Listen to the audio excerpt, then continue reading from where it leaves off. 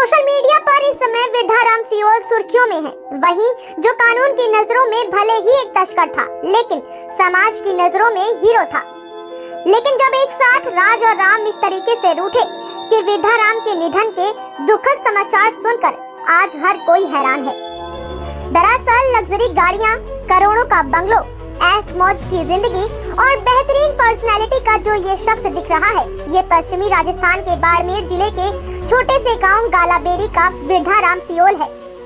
आज से करीब 15 वर्ष पहले स्टूडेंट लाइफ में किसी गलत संगत में पड़कर अवैध मादक पदार्थों की तस्करी की दलदल में ऐसा फंसा कि फिर उसे आओ दिखा न ताओ। देखते ही देखते कुछ वर्षों में वृद्धाराम सियोल ने वह सब कुछ हासिल कर लिया जो इस उम्र में हर इंसान के सपने होते हैं। इस दरमियान वृद्धाराम पर कानून का शिकंजा भी कसता रहा। पुलिस और प्रशासन ने कई मुकदमे दर्ज किए। अवैध मादक पदार्थों की तस्करी, मारपीट, चोरी जैसे करीब 10 से अधिक मुकदमे वृद्धाराम सियोल पर दर्ज हो गए।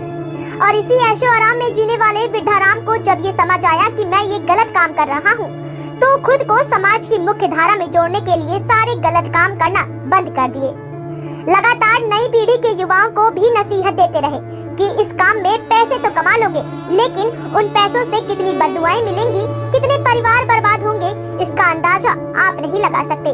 और इसके अलावा कानून भी आपको कभी नहीं माफ करेगा। पिछले कुछ वर्षों से वृद्धाराम ने सारे गलत काम करना बंद कर एक भामाशाह के तौर पर अपने क्षेत्र में तमाम वो कार्य करवाए जिससे समाज का उत्थान हो। खुद के लिए कंस्ट्रक्शन का नया कार्य शुरू किया और अलग अलग रूट के लिए लग्जरी बसें भी लगवाई। लेकिन कहते हैं ना कि किसी इंसान के जब दिन मान ही खराब हो तो फिर उसे कोई नहीं बचा सकता।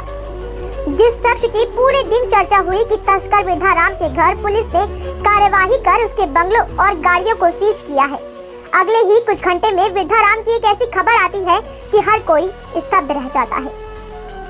बता दें कि पुलिस कार्यवाही के महज 19 घंटे बाद ही वृद्धाराम सियोल ने दुनिया को अलविदा कह दिया। उनके बारे में लिखा जा रहा है कि जो कल तक चर्चा में थे वो आज दुनिया में ही नहीं है। फिर वृद्धाराम के अंतिम जनाजे में उमड़े हजारों लोगों को देखकर लोग कहने लगे कि आदमी तो भला था। वहीं स्थानीय लोगों का कहना था कि वह समाज में मददगार था, लेकिन कानून के अनुसार वह तस्कर था। सोशल मीडिया पर वृद्धाराम के आलीशान मकान और लग्जरी जीवन शैली की तस्वीरें वायरल हो गई। दरअसल बाड़मेर पुलिस ने पहली बार अवैध संपत्ति के खिलाफ अब तक की सबसे बड़ी कार्यवाही करते हुए 10 फरवरी को एनडीपीएस के आरोपी वृद्धाराम की करोड़ों की संपत्ति फ्रीज की थी। अगले दिन सड़क हादसे में वृद्धाराम की मौत हो जाती है। बाड़मेर पुलिस ने पहली बार एनडीपीएस एक्ट 1985 की धारा 68F2 के तहत कार्यवाही करते हुए वृद्धाराम के 3 मंजिला आलीशान मकान, 3 लग्जरी बसें और एक कार को जब्त किया था। बता दें कि पुलिस की कार्यवाही और कारोबार में घाटे से वह मानसिक रूप से काफी परेशान था। 12 फरवरी को वृद्धाराम सियोल के अंतिम संस्कार में जन सैलाब उमड़ा। तस्कर वृद्धाराम सियोल ने नशा तस्करी से अर्जित अवैध संपत्ति को वैध दिखाने के लिए पत्नी के नाम से VR सियोल कंस्ट्रक्शन कंपनी बनाई थी। इस कंपनी के जरिए वह अवैध कमाई को बिजनेस प्रॉफिट के रूप में दिखाता था ताकि उसका पैसा कानूनी रूप से वैध लग सके। पुलिस ने 6 महीने की लंबी जांच के बाद इस संपत्ति की पहचान की। इनकम टैक्स डिपार्टमेंट से उसका ITR निकाला और आय के स्रोतों की गहन पड़ताल की। जांच में पाया गया कि 5 संपत्तियों का कोई वैध हिसाब नहीं था, जिसके बाद सक्षम प्राधिकारी और प्रशासक एनडीपीएस एक्ट नई दिल्ली ने संपत्ति को फ्रीज करने के आदेश दिए। बाड़मेर पुलिस ने कैसे की वृद्धाराम सियोल पर कार्यवाही। पुलिस ने एनडीपीएस एक्ट 1985 के तहत केस तैयार किया। आयकर विभाग से ITR और संपत्ति के दस्तावेज निकलवाए। दोनों पक्षों को सक्षम प्राधिकारी के सामने सुना गया। संपत्तियों का कोई वैध स्रोत नहीं मिलने पर उन्हें फ्रीज कर दिया गया।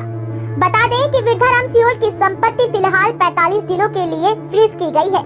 इस दौरान सक्षम प्राधिकारी के सामने अपील का प्रावधान है। अगर अपील खारिज होती है तो ये संपत्ति सरकार के अधीन हो जाएगी और इसे नीलाम किया जा सकता है।